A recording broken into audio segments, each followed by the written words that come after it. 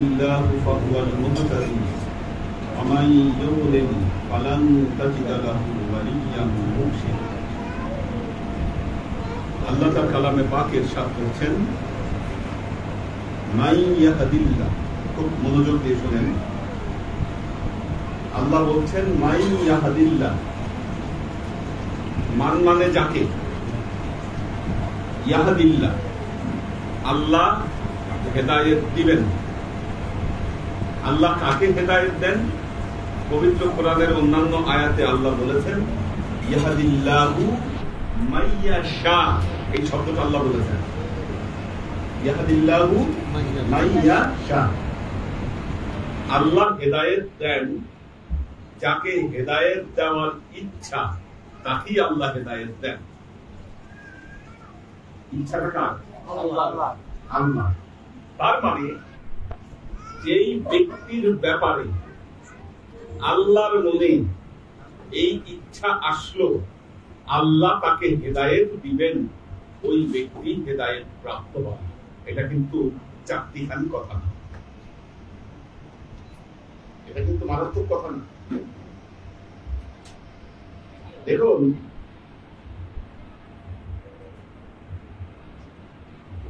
এই পুরো সৃষ্টি জগতের প্রতিটা সৃষ্টিকে আল্লাহ আলাদা আলাদা করেছেন, আল্লাহ আলাদা আলাদা করেছিলেন। এমনকি একটা পিঁপড়া হাঁটছে, সে কতগুলো পদক্ষেপ দিচ্ছে, এই জ্ঞানও আল্লাহর কাছে রয়েছে। পৃথিবীতে কি পরিমাণ মশা আছে, মাছি আছে, তাদের কতটুকু চলাফেরার ব্যাপ্তি, সবকিছু আল্লাহ তাআলা জানেন। মহাপরাক্রমশালী আল্লাহ তাআলা, যিনি কোন বললে এই সৃষ্টি জগৎ হয়ে যায়, সেই আল্লাহর মনে কারো ব্যাপারে ইচ্ছা জাগ্রত হচ্ছে, আপনারা কি এই বিষয়টাকে খাটো করে চিন্তা করার কোন সুযোগ আছে? যিনি রাজাদের রাজা, সম্রাটদের সম্রাট, যিনি পুরো নবমণ্ডল ভূমণ্ডলের মালিক, তার মনে যে লোকের ব্যাপারে ইচ্ছা জাগ্রত হলো যে আমি এই লোককে হেদায়েত দিব, সেই লোক কিন্তু সাধারণ মানুষের মধ্যে আর অন্তর্ভুক্ত থাকলো না। মানুষের ইচ্ছা দুরকম হতে পারে। আমরা কারো ব্যাপারে খারাপ ইচ্ছা করতে পারি, কারো ব্যাপারে ভালো ইচ্ছাও করতে পারি। কিন্তু এই আয়াতে যে কথাটি বলা হলো মাইয়াহাদিল্লাহ, আল্লাহ যাকে হেদায়েত দিবেন, এটা কিন্তু কোনো খারাপ ইচ্ছা নয়, বরং এটি একটি নেক ইচ্ছা। কারো ব্যাপারে এটা নেক ইচ্ছা আল্লাহর মনে যার ব্যাপারে জাগ্রত হয়েছে। মাইয়াহাদিল্লাহু ফাহুয়াল মুহতাদি, আল্লাহ বলছেন সেই ব্যক্তি হেদায়েত পাবে। আবার দেখেন অমাই ইউদলিল, আচ্ছা পবিত্র কোরআনে আল্লাহ বলছে না ইয়াহদি বিহি কাসীরা ওয়া ইউদিল্লু বিহি কাসীরা, কাকে আল্লাহ পথ ভ্রষ্ট করবেন এটাও আল্লাহর ইচ্ছা, এটাও তার ইচ্ছা। যে ব্যক্তির ব্যাপারে আল্লাহর মনে এই সিদ্ধান্ত এসেছে আমি এই লোককে পথভ্রষ্ট করব, তার চাইতে হতভাগা ব্যক্তি এই পৃথিবীতে আর কেউ হতে পারে। এটা এর চাইতে দুর্ভাগ্যপরায়ণ ব্যক্তি, এর চাইতে হতভাগ্য ব্যক্তি এই পৃথিবীতে আর কেউ থাকতে পারে না, যার ব্যাপারে আল্লাহ সিদ্ধান্ত নিয়েছেন আমি তাকে কি করব, আমি তাকে পথভ্রষ্ট করব।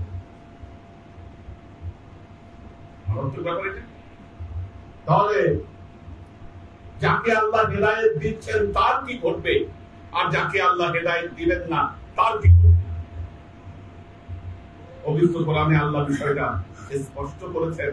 আল্লাহ বলেছেন যাকে আমি হেদায়েত দিব সেই হেদায়েত পাবে, আর যাকে আমি হেদায়েত দিব না সে পশ্চিম কালেও ওলি মুর্শিদের সোহবতে আসতে পারবে না। কি করতে পারবে না? ওলি মুর্শিদের সোহবতে আসতে পারবে না। তাজিদালাহু ওয়ালিয়াম মুর্শিদা, সেই ব্যক্তি কখনো ওলি মুর্শিদের সংস্পর্শে আসতে পারবে না। কারণ হেদায়েত আল্লাহ যাদের মধ্যে গচ্ছিত রেখেছেন তারা হচ্ছে ওয়ালিয়াম মুর্শিদ। দলিল পবিত্র কোরআন। পবিত্র কোরআন দেখেন, অনেকেই বলেন হেদায়েত আছে কোরআন হাদিসের মধ্যে, হেদায়েত আছে কোরআন হাদিসের মধ্যে। হ্যাঁ, আল্লাহ কোরআন হাদিসের মধ্যে হেদায়েত পুঞ্জীভূত রেখেছেন, কিন্তু এটি মানুষের কাছে পৌঁছানোর দায়িত্ব হচ্ছে ওয়ালিয়াম মুর্শিদ। কেন? প্রমাণ পবিত্র কোরআন। আল্লাহ পবিত্র কোরআনে কি বলছেন? ফাসআলু আহলাল যিকরি ইন কুনতুম লা তা'লামুন। দ্বীনের ব্যাপারে, ইসলামের ব্যাপারে তোমরা কোনো কিছু যদি বুঝতে না পারো, তোমাদের দায়িত্ব হচ্ছে ফাসআলু আহলাল যিকরি, যারা আহলে যিকির আছে তোমরা তাদেরকে জিজ্ঞাসা করো। এই জন্য হযরত আলী কারামাল্লাহু ওয়াজহাহু তিনি বলতেন, হাযা কুরআনুন ইসমাউ ওয়া আনা কুরআনুন নাতিকুন। এটা হচ্ছে এই কোরআন কথা বলে না, আমি হচ্ছি কথা বলা কোরআন। আপনি বলছেন এই কথা বলে আপনি খালাস করে দিচ্ছেন যে কোরআন হাদিসের কাছে হেদায়েত আছে, আমাদের কোনো ওলি মুর্শিদের কাছে যেতে হবে না। আপনি কোরআন শরীফ সারাদিন সামনে রেখে বসে থাকেন, কথা বলবে আপনার সাথে কোরআন? কোরআনের বক্তব্য আপনিও আয়ত্ত করতে পারবেন না, কারণ আল্লাহ পবিত্র কোরআনে বলেছেন হুদাল্লিল মুত্তাকিন। এই কোরআন মুত্তাকিনদের জন্য হেদায়েত স্বরূপ। কি আপনি তাকওয়া পরহেজগারিতার ওই পর্যায়ে না গেলে কোরআন থেকে আপনি হেদায়েত পাবেন না।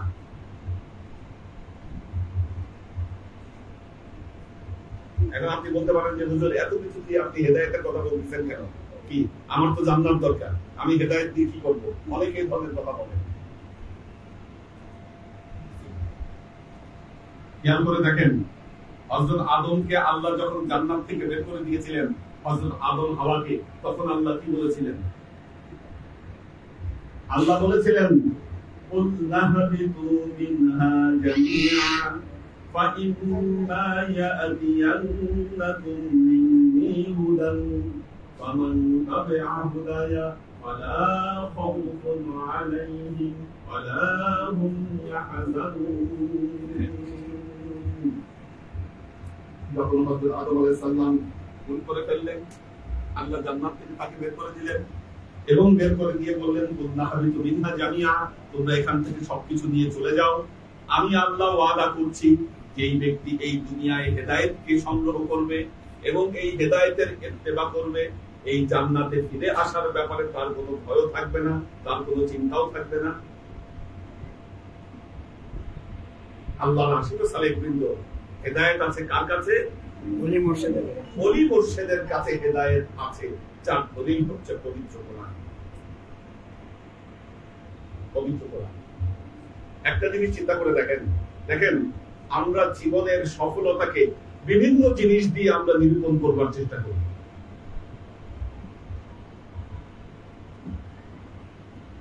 আজকে জালাল ভাই, আমাদের শাহজালাল ভাই, উনি যদি একটা তরিকাকে যদি অবলম্বন না করত, একজন ওলি মুর্শিদের সোহবতে যদি উনি না যেত, তাহলে কি হতো? হয়তো উনি অনেক বড় ব্যবসায়ী হতো। আমরা ধরে নিলাম উনি অনেক বড় ব্যবসায়ী হতো, ওনার অনেকগুলা ফ্যাক্টরি হতো, উনি অনেকগুলা ফ্যাক্টরি করতো, সবাই বাহবা দিত, হাততালি দিত যে না উনি জীবনে অনেক সফল একজন ব্যবসায়ী হয়েছে। কি করতো কিনা মানুষ? কিন্তু ওনার মুখে দাড়ি থাকতো না, 5 ওয়াক্ত নামাজ আদায় করতো না, সকাল বিকাল সন্ধ্যা সিগারেট ফুঁকতো। বলেন এই জীবনের কি অর্থ থাকতো যে জীবন চোখ বন্ধ করার পরেই জীবন ভিন্ন দিকে চলে যেত? বলেন। আল্লাহর আশিক সালেহবৃন্দ, আজকে আমাদের মহিউদ্দিন ভাই, উনি হয়তো ব্যাংকের অনেক বড় অফিসার হতো, অনেক বড় অফিসার হতো, ব্যাংক থেকে গাড়ি বাড়ি সব পাইতো, সব পাইতো, কিন্তু মুখে দাড়ি থাকতো না, ওনাকে কোট প্যান্ট পরে হাঁটতে হতো। কি লাভ কি হতো? লাভ কি হতো? আমরা বাহ্যিক ভাবে যা দেখি, একটা জিনিস মনে রাখবেন, জীবনের সফলতার অর্থ তা নয়।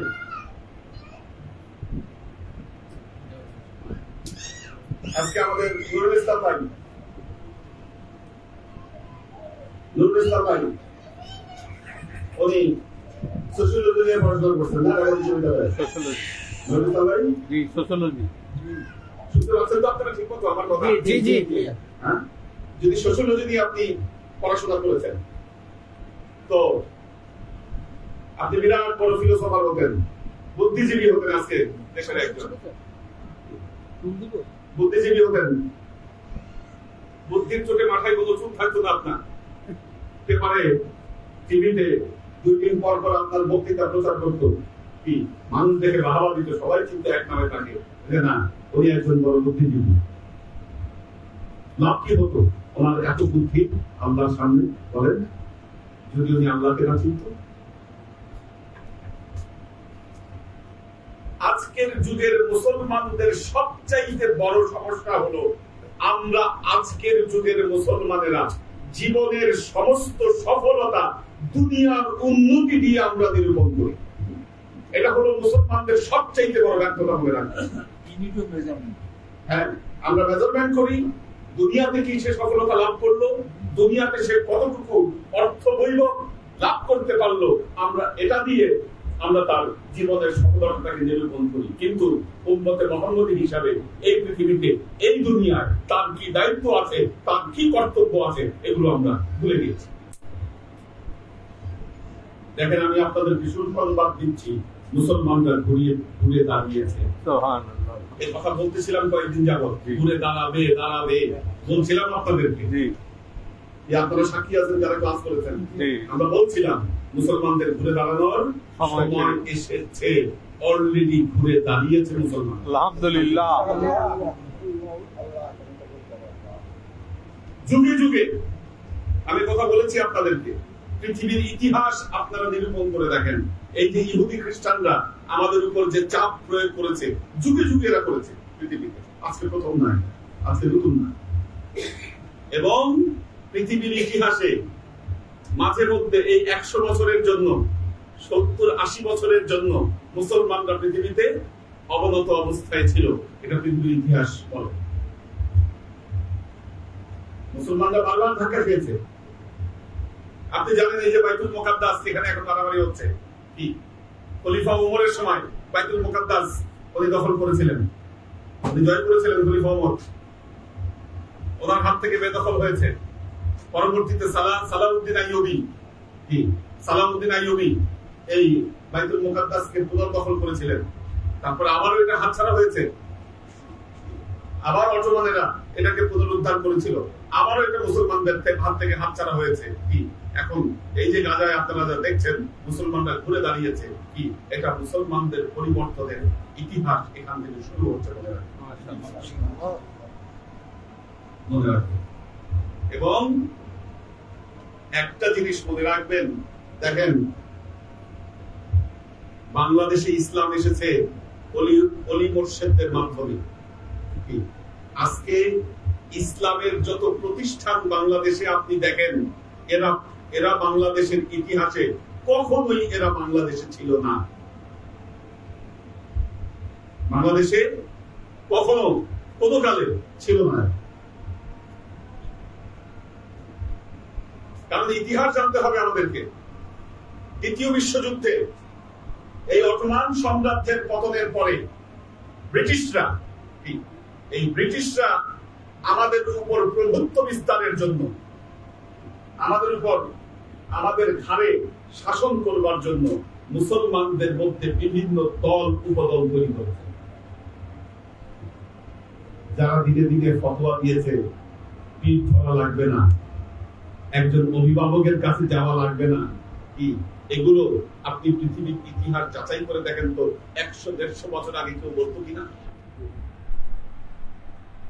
বলতো কিনা? এই কথাগুলো কারা বলতে শুরু করে? 50 বছর আগেও কেউ বলতো না। এই কথাগুলো এখন কারা বলছে? এদের রুট আপনি যাচাই করে দেখেন। আমি আপনাদেরকে বললাম, আমি আপনাদেরকে কোনো কিছু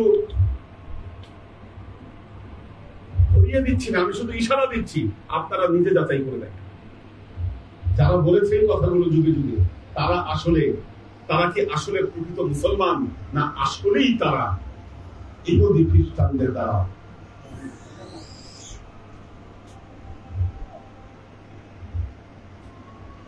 দেখেন, দিনের পর দিন ফিলিস্তিনের মুসলমানদেরকে নির্বিচারে অত্যাচার করেছে, হত্যা করেছে, পাখির মতো 200-250 মুসলমান হত্যা করেছে। আজকে যখন ফিলিস্তিনরা তার প্রতিবাদ আন্দোলন যখন গড়ে তুলেছে, মোদি সাপোর্ট দিয়েছে, আক্রমণকে অভিযোগ দিয়েছে যে না কি করছে, এটা করে ভুল করছে, ইসরায়েলের উপর অত্যাচার করেছে।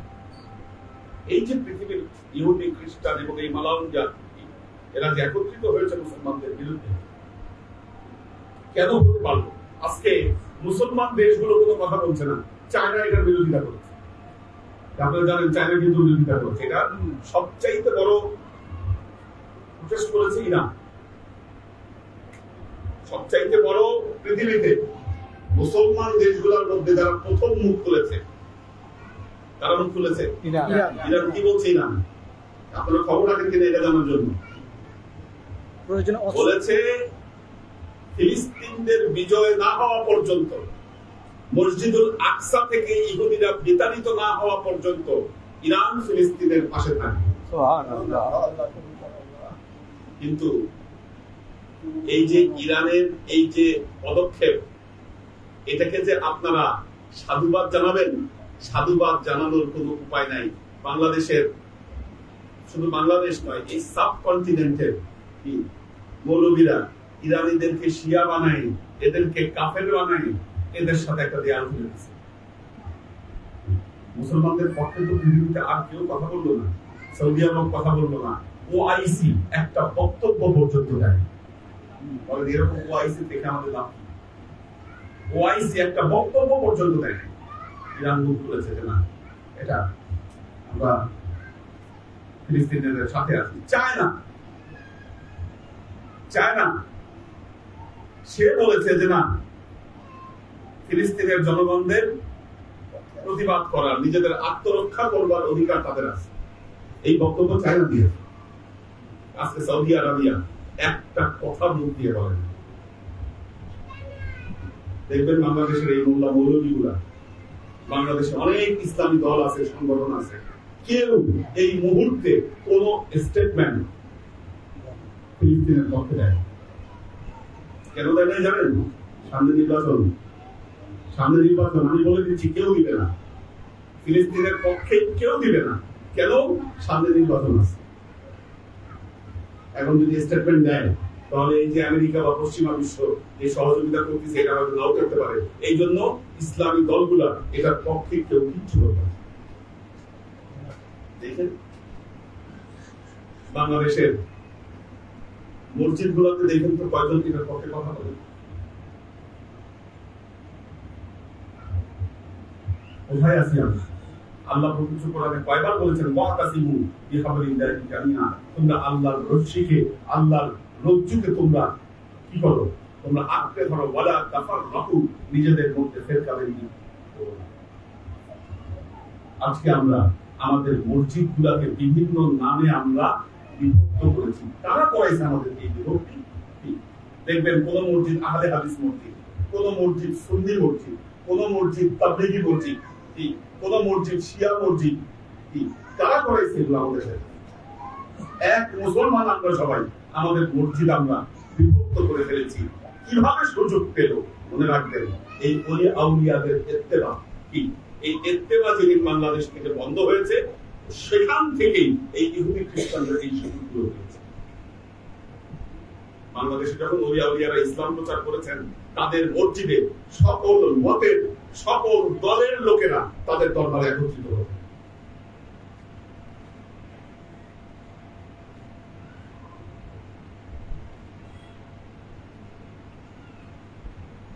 আল্লাহর আশিক সালেহবৃন্দ, ইতিহাস প্রমাণ করে কোরআনের কথা, নবীর কথা, জীবনে হেদায়েত যদি না থাকে আপনার, আল্লাহর কাছে কি আপনি কি জবাব দিবেন? আপনি জনাব নুরুল ইসলাম, আপনি শাহজালাল মজুমদার, আপনি মহিউদ্দিন আহমেদ, আপনি নুরুল নবী, আপনি শামসুল হক লাল, মশিউর রহমান, যারা আছেন আপনারা এখানে, রামজাহিদ ভাই আছেন,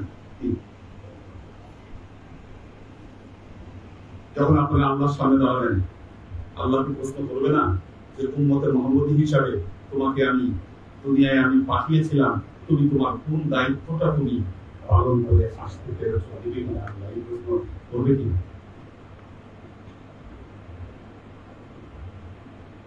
আল্লাহ আশেপাশে আপনাদের জবাব রেডি আছে।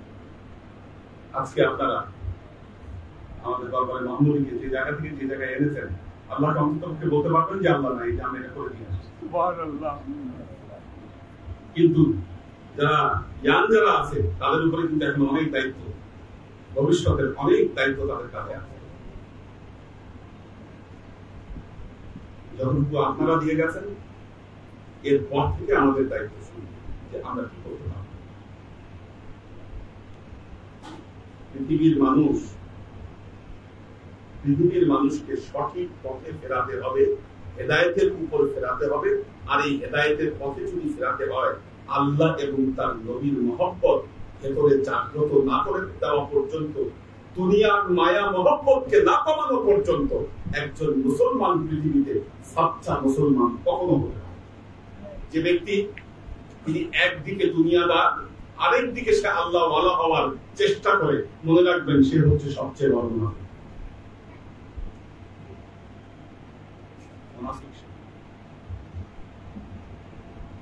নবীর দ্বীন মুহাম্মদী প্রতিষ্ঠা করবার নিগুণ দায়িত্ব আল্লাহ আমাদের কাঁধে দিয়েছেন, এটি মনে রাখবেন।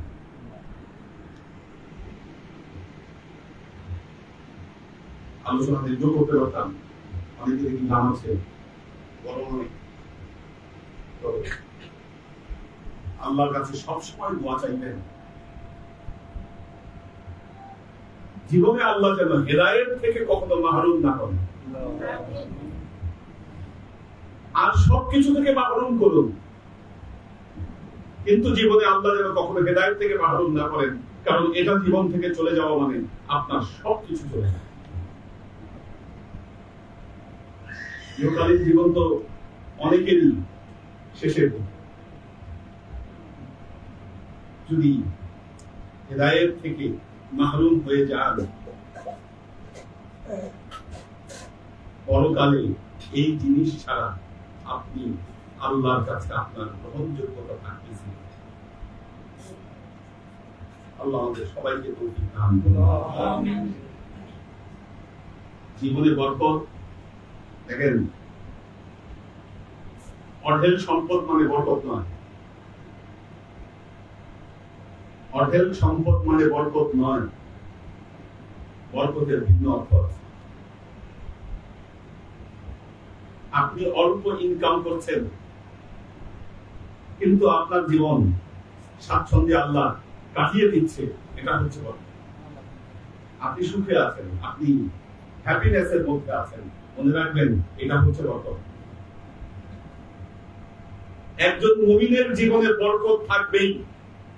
যদি বরকত না থাকে তাহলে তাকে কোশ্চেন করতে হবে ভুল কোথায় করছে না, অবশ্যই তার কোনো বড় ভুল আছে। এই নসিহত সবার জন্য। আপনি যদি মুমিন হন, আপনার জীবনে বরকত আসবেই আসবে। আর যদি তা না হয়, তাহলে আপনার ভুল ত্রুটিগুলো আপনাকে চেক এন্ড ব্যালেন্স করতে হবে যে কোথায় আপনার ভুল ত্রুটি হচ্ছে। বরকত নিয়ে জীবনের পথ চলা, আল্লাহর রহমত নিয়ে জীবনের পথ চলা, এটাই মুমিনদের জীবনের অভিষ্ট লক্ষ্য। এটাই তাদের জীবনের লক্ষ্য।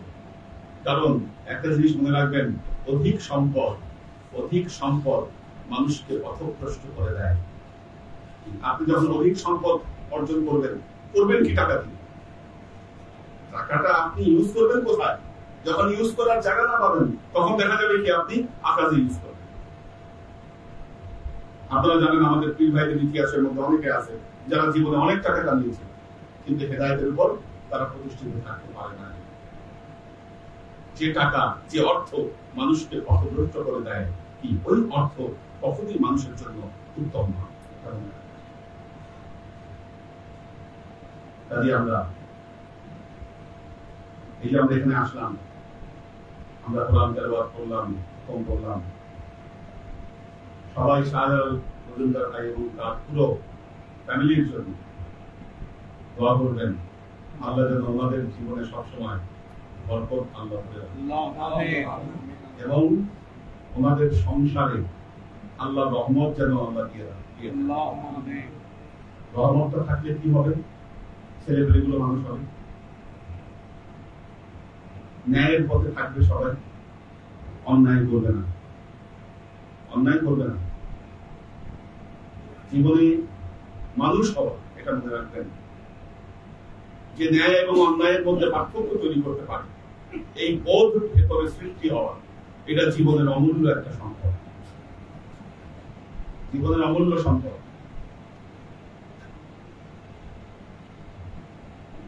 আমরা দেখা যায় যে ছেলে পেলে ভালো রেজাল্ট করতেছে না, এই জন্য তাদেরকে এমন বকাবকি করি।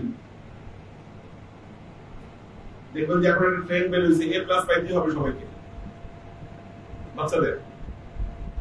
তার অ্যাবিলিটি নাই, কিন্তু গার্জিয়ানের চাপ, নারে পাইতে হবে অ্যাবিলিটি, পাইতে হবে A+। এবং এই যে বাসার প্রেশার, এই প্রেশার সামলানোর জন্য সে কি করে? পরীক্ষায় নকল করে। আজকে একটু আগে ভাইবা ছিল, দেখলাম যে পরীক্ষায় 3 জন এক্সপার্ট হয়েছে, 3 জন এক্সপার্ট হয়েছে। নকল কেন করলো? কারণ ফ্যামিলি থেকে সে ইথিক্সটা শিক্ষা পায়। যদি ইথিক্স, ন্যায় নিষ্ঠতা শিক্ষা যদি সে পেত, তাহলে কিন্তু সেই কাজটা হতো। আর এই যে একটা বোধ ভিতরে জাগ্রত হওয়া, এটা জীবনের অমূল্য একটা সম্পদ। এই সম্পদ আল্লাহ যেন আমাদের সবাইকে দান করেন। সবাই সূরা ফাতিহা 7 বার, সূরা ইখলাস 9 বার দরুদ শরীফ পড়ুন।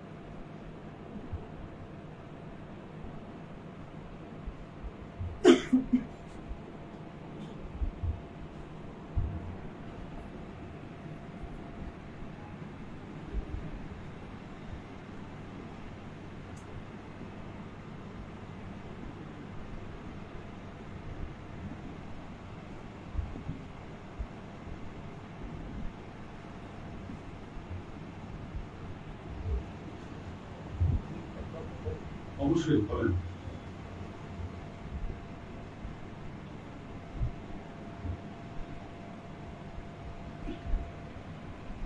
আসসালামু আলাইকুম ওয়া রাহমাতুল্লাহি ওয়া বারাকাতুহু। সবাইকে সালাম দিয়ে একটা ছোট্ট বক্তব্য দিচ্ছি।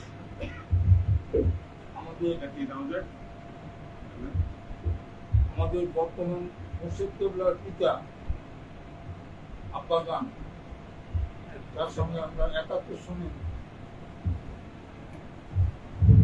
1971 সনে পরিচিত হয়েছি। উনি ঢাকা ইউনিভার্সিটি আরবি এবং ইসলামিক স্টাডিজের ব্যক্তিত্ব ছিলেন।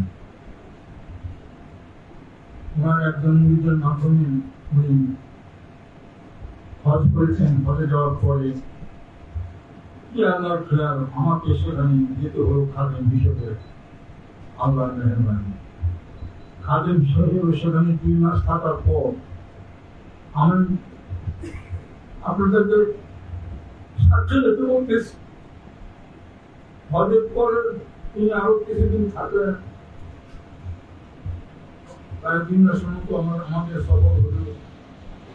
আমার মনে মনে মাঝে মাঝে আমার কৌতূহল থাকতো, আমি যে আসলে একজন ব্যক্তি, একজন হাফিজ সাহেব, একজন মুর্শিদ, একজন ইমাম, একজন মৌলানার সাথে আমি চলাফেরা করতেছি, নাকি ছদ্মবেশে অন্য কোনো জীব, মানুষ না অন্য কেউ। এই ধারণাটা এই জন্য আসলো। এমন কতগুলো ঘটনা আমার জীবনে 2 মাসে ঘটলো বলে, সেটা বক্তব্য প্রকাশ করা সম্ভব না। শুধু আপনাদেরকে সাক্ষী রেখে, আল্লাহ সাক্ষী রেখে বলতেছি। যাই হোক, এরপর গায়ে হেরায় যখন রাসূলুল্লাহ সাল্লাল্লাহু আলাইহি ওয়াসাল্লাম আল্লাহ পাক স্বীকৃতি দিলেন, মহানবী হিসাবে স্বীকৃতি দিলেন, গায়ে হেরায় সাক্ষাৎ। সেই গায়ে হেরার উপরে হজের পরে আমাদের মুর্শিদ, আমাদের বর্তমান মুর্শিদ কেবলার পিতা, তিনি গায়ে হেরার মধ্যে সবাই 2 রাকাত করে নামাজ পড়ে, সন্ধ্যা 2 রাকাত করে নামাজ পড়ে উনি ওই পাথরের উপরে আমাকে বললেন, আমাকে উপরে উঠাও। ওদের উপরে বসে থাকলেন। ঘন্টা খানেক গেল। একজন মানুষ কোন রকমের আসা যাওয়া করতে পারে, তিনি এত ভিড়। ঘন্টা খানেক পরে আমার আশ্চর্য লাগতেছে, হুজুরের মুখটা মাখনের মতো সাদা হয়ে গেল। উনি বসে ধ্যান করতেছেন, উনি নিজেকে হারিয়ে ফেলেছেন। আর আমি দূর থেকে পাহাড়ের গা ঘেঁষে দাঁড়িয়ে তাকে দেখতেছি। ঘন্টা খানেক পরে হুজুরের মুখটা, সম্পূর্ণ মুখটা মাখনের মতো সাদা হয়ে গেছে। আরো প্রায় আধা ঘন্টা পর আস্তে আস্তে হুজুরের মুখটা নর্মাল হলো। উনি তাকাইলেন, আমাকে বললেন যে আমাকে ধরে নামাও নুরুল ইসলাম। আমি 2 হাত ধরে ওনাকে উপর থেকে নামাইতে গেলাম। আমার মনে হলো ওনার শরীরে ইলেকট্রিক পাস করতেছে, ইলেকট্রিক সিগন্যাল পাস করতেছে। সমস্ত শরীর মনে হয় ইলেকট্রিফাইড হয়ে গেছে। সেটা ছিল হুজুর নিচে নেমে বললেন, নুরুল ইসলাম, এই পৃথিবীর যত বড় পাত্র হোক, যত বড় একটা পাত্র হোক, এই পৃথিবীর মতো পাত্র যদি আমাকে দেওয়া হয়, আমার ভিতরে, আমার বুকের ভিতরে আল্লাহ পাক যে নূর, যে ইয়াকিন দান করেছেন, যে নূর দান করেছেন, এই পাত্র সেটা ধরে রাখতে পারবে না, পাত্র উৎসাহ করে যাবে। উনি অসুস্থ হওয়ার আগে মহিউদ্দিন ভাইয়ের আব্বা প্রধান খাদেম আর আমাকে দুজনকে গোপনে বলতেছেন, নুরুল ইসলাম, ফয়েজ আহমদ, তোমরা তো উপযুক্ত হলে না। আমার ভিতরে যে নূর আল্লাহ পাক দান করেছেন, সেই নূর নিয়ে আমি কবরে চলে যাবো। তো আমি কাকে দিয়ে দেবো? এই নূর আমি কাকে দিয়ে দেবো? তোমরা তো উপযুক্ত হলে না। এটা কাজ করো, আমাকে অপারেশন করো, আমাকে অপারেশন করে আমার নূর তোমরা নিয়ে নাও ইসলামের, সত্যিকারের ইসলামের প্রচার প্রসারের জন্য। আমি তো লোক পাচ্ছি না। আমরা বললাম, হুজুর, আল্লাহ আপনাকে নিরাশ করবেন না। উপযুক্ত পাত্রেরা কাছে আপনার নূর ঠিকই পৌঁছে যাবে। এটাকে ইংরেজিতে বলা হয় transmission from soul to soul, এক আত্মার থেকে আরেক আত্মার মধ্যে বিতরণ। সেই উনার সন্তান আজকে এখানে আপনাদের সামনে বসে আছেন। আমি উনার প্রশংসা করতেছি না, এটা আমার বড় হুজুরের ওসিয়ত, উনি যে নূর ধারণ করেছিলেন তার উপযুক্ত পাত্র হিসেবে আল্লাহ পাক তাকে সিলেক্ট করেছেন। আল্লাহু আকবার, আল্লাহু আকবার। আমরা দোয়া করব, আমার তো জীবনটা শেষ, ওহিদের জীবনটা শেষ, আমরা দোয়া করে যাব সেই বিভিন্ন এই 150-200 ভাগে বিভক্ত ইসলামকে একত্র করার জন্য আল্লাহ পাক সেই এলেম, সেই আমল, সেই সামর্থ্য, সেই যোগ্যতা আমার মুর্শিদকে দান করেন। আল্লাহ ইসলাম বিজয় লাভ করুন। আসসালামু আলাইকুম ওয়া রাহমাতুল্লাহি ওয়া বারাকাতুহু।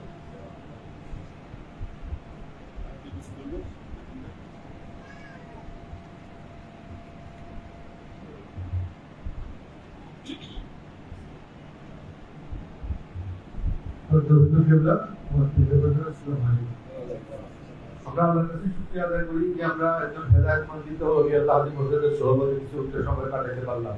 এটা একটা চরম বড় নিয়ামত। হেদায়েত সম্পর্কে হুজুর বললেন, হেদায়েতটা কি ধরনের নিয়ামত? এটা এমন একটা নিয়ামত যে হেদায়েতের যার ভিতর না থাকলে তার মধ্যে পরস্পরিত প্রভাব পরিলক্ষিত হবে না। পরস্পরিক তারা ওই আল্লাহর বসেরা, ওনারা পরস্পরিক কেন? ওনারা আল্লাহর সাথে দিয়ে লাভ করেছেন, যার কারণে পূর্ণাঙ্গ ব্যবস্থাপনা ওনার সাথে আল্লাহ দিয়ে দিয়েছে কোরআন হাদিসের মাধ্যমে, কোরআন হাদিসের জ্ঞানের মাধ্যমে। সেই জ্ঞানটা ওনারা বিতরণ করেন বিভিন্ন বাইরে আমরা নিয়ে যেতে চেষ্টা করি। ওনারা আল্লাহ হেদায়েতের অংশটুকু ঘটনা করেন, কিন্তু সামনে যেসব ওয়াদ আমরা শুনি সেখানে হেদায়েতের সম্পর্কে কোনো কথাবার্তা শুনি না কেন? কারণটা হলো নিজেরা হেদায়েত পণ্ডিত হওয়ার উপায় সম্বন্ধে তো জানেন না, এবং ওই উপায়টা মানুষকে এবার বিতরণ করতে শিখেন নাই, বা শিখলেও ইচ্ছা নাই। কেন ইচ্ছা নাই? যে ইহুদিবাদের আধিপত্যের কথা বলা হলে হুজুর বললেন, সেই ইহুদিবাদের আধিপত্যের কারণে তারা তাড়িত হয়ে আছে, তাদের ভিতরে বিলোপ শূন্য হয়ে আছে। আল্লাহর সাথে সম্পর্ক করার জন্য পরস্পরের দরকার। পরস্পরের সাথে যদি আমি একটু ঘর্ষিত হইতে পারি, তাহলে আমিও পরস্পরিত হয়ে যাব। সেই পরস্পরই আজকে আপনাদের এলাকায় আসছে ইনশাআল্লাহ। এটা আল্লাহ চরম বড় নিয়ামত। হুজুরের শিক্ষা থেকে জানি, কোরআন হাদিস থেকে হুজুর বলছেন যে যে এলাকায় কোনো আল্লাহ বছর হেঁটে যায়, তাদের সেই গ্রামবাসী সেই এলাকাকে পরস্পরিত করার জন্য আল্লাহ সচেষ্ট আল্লাহ নির্দেশ দিয়ে দেন। তো সেই অবস্থা আপনারা সৌভাগ্যশালী ইনশাআল্লাহ। একজন ওলি আল্লাহ, খাস ওলি আল্লাহ পেয়েছি। হুজুরের আব্বার কথা বলে গেলেন আমাদের ভাই। হুজুরের আব্বা ছিলেন পরস্পন্দিত, এই উনার পরস্পন্দিত প্রভাব দেওয়ার জন্য উনি খুঁজতেছিলেন। আল্লাহর খাস দয়া, আল্লাহর খাস প্রভাব আমরা সেই ব্যক্তি পেয়ে গেছি। হুজুরের ছেলে করতে বেশি বিশ্বাস করলাম।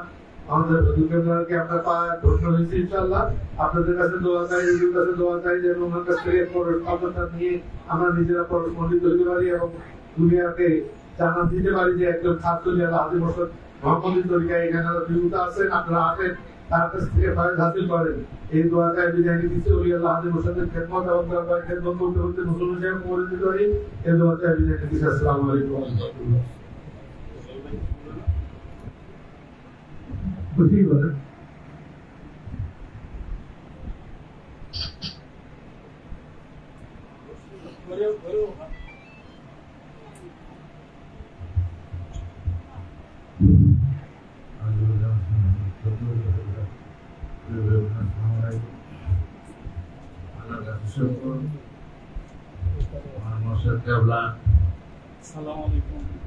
মাঝে মশাই আমাদের ঘরে এলাকাও ধন্য যে একজন পায়ের দূরে ইসলাম করছে। আমরাও আল্লাহর কাছে শুকর যে ওনার সহবত আমরা বসে রাখি।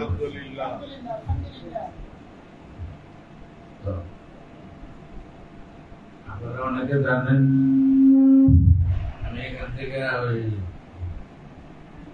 লাল ফুটেতে জমা করে 30 বছর 2000 সাল থেকে বাদ করছি, তখন থেকে ওখানে এই যে জুম্মাদের পড়ি, একজন মানুষ অনেক শিক্ষিত হয়, কিন্তু একজনকে বুঝানোর জ্ঞান আল্লাহ তাকে দান করে না। একজনে বুঝে আর একজন কথা বলে, যেটা ছোট ছোট আমাদের বেড়ে গেছে। একজনের খাত থেকে আরেকজনের খাত যদি যায় হেদায়েতের বাণী আল্লাহর রহমত রাসূলের নির্দেশাবলী ওগুলো কাজ করে।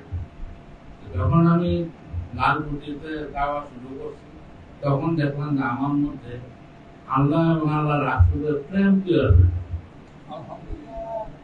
ওই প্রেমের আকর্ষণে আয়োজনিত। আলহামদুলিল্লাহ। এই প্রেমটা কাছ থেকে আসছে, ওলি আল্লাহ হাজী মোর্শেদের কাছ থেকে আসছে। এটা অন্য কোনো মাওলানা মনিবের কাছ থেকে পাওয়া সম্ভব। আর মানব জীবনের পরিবর্তনের যে আমাদের দুনিয়াবী স্বভাব চরিত্রের পরিবর্তন না, হেদায়েতের যে পরিবর্তন, এই শিক্ষা একমাত্র হাজী মোর্শেদের সৌবতে থাকলে সম্ভব। আমরা যদি মনে করি আর অন্য কথা সম্ভব, এই জন্য আসেন আমিও চাই, আপনারা ইনশাল্লাহ আসেন, আমরা হেদায়েতকারী সৌবতে থাকি এবং আমার জন্য আপনার যখন আমি আপনাদের জন্য আমরা যেন আপনাদের হেদায়েত মুরিদ খাঁটি মুরিদ, আমিও যেন খাঁটি মুরিদের খবর দিতে পারি।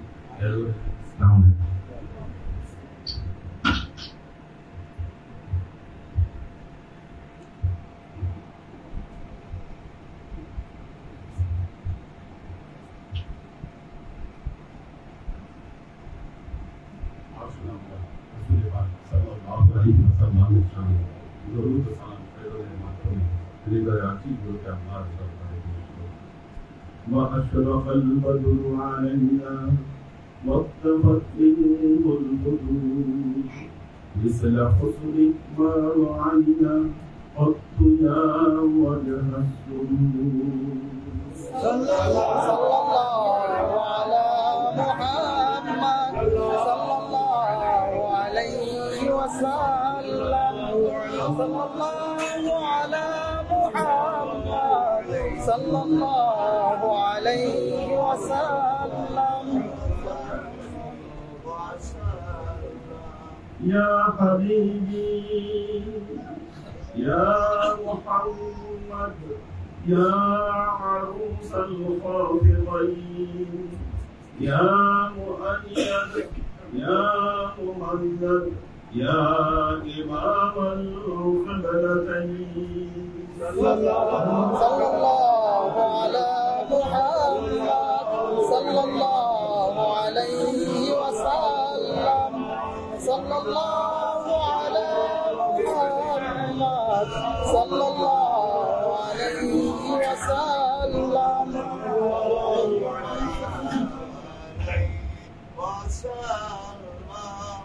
ما رأينا عيسى حنا بالسور إلا إليه والغمام هلك ظلت والملا صلوا عليه.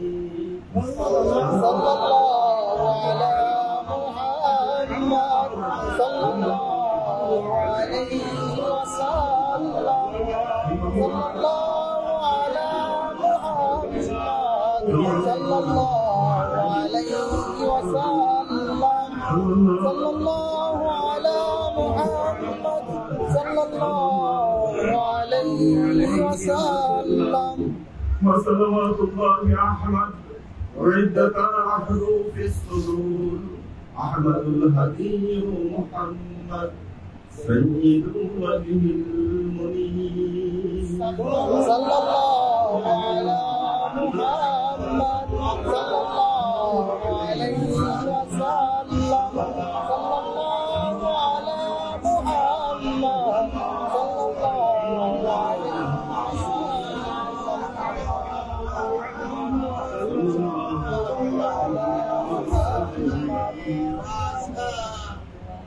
بلغ الله بكماله أصبحت بجماله صلوا عليه وآله سلموا يا قوم صلوا على صدر الحبيب مصطفى ما جاء إلا رحمة للعالمين.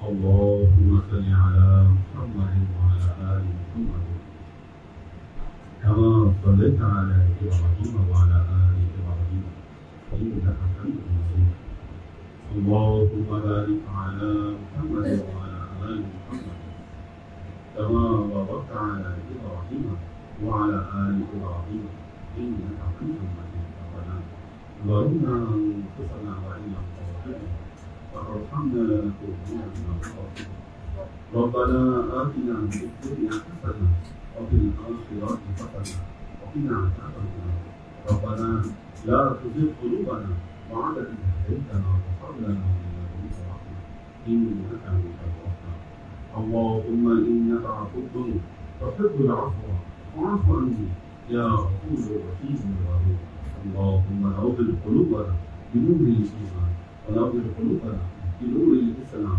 ونور قلوبنا بنور الإحسان وزين أخلاقنا بنور محمد صلى الله عليه وسلم اللهم إنا نسألك علما نافعا رزقا واسعا عملا مقبولا شفاء من كل داء قلبا خاشعا ذكرا ذاكرا إيمانا كاملا توبة قبل الموت راحة عند الموت ونجاة بعد الموت اللهم إنا نسألك رحمتك في كل أمر فلاحا في كل أمر ونعوذ بك من الشر والشك والنفاق والبدع ومن كل وسوسة الشيطان يا الله يا رحمن يا مالك আমরা এতক্ষণ তোমার দরবারে যে সমস্ত আমলকে উপস্থাপন করলাম তোমার প্রিয় হাবিব হযরত মুহাম্মদ মুস্তাফা সাল্লাল্লাহু আলাইহি ওয়াসাল্লামের শানে যে দরুদ ও সালাম পেশ করলাম ত্রুটি মুক্তভাবে এই আমলগুলোকে তুমি আমাদের তরফ থেকে কবুল করো তুমি আমলের দ্বারা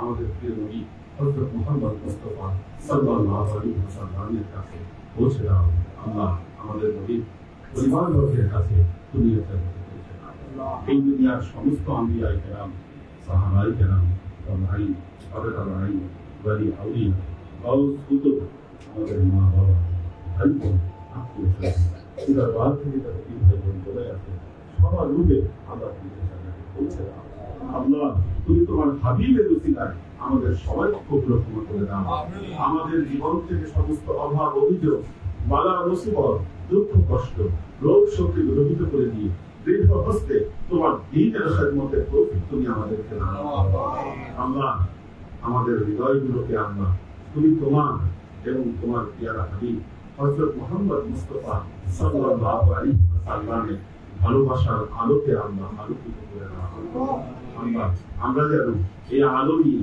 কবরে যেতে পারি পরকালে আমরা হাজির হতে পারি এটাও আমাদেরকে দান আল্লাহ আমাদেরকে তোমার ঈদের উপরে কায়েম থাকবার তৌফিক তুমি আমাদেরকে দান আল্লাহ আমরা যে জায়গা থেকে আজকে তোমার দরবারে হাত তুলেছি আল্লাহ তুমি এই জায়গা থেকে আল্লাহ রহমত এবং বরকত মণ্ডিত করে দাও আল্লাহ আমাদের জীবনগুলোকে আল্লাহ তোমার রহমত দিয়ে তুমি পরিপূর্ণ করে দাও আল্লাহ আমাদের জন্য সমস্ত কাজকে তুমি সহজ এবং সুন্দর করে দাও আল্লাহ তুমি আমাদের জান মানকে আল্লাহ করতে পারো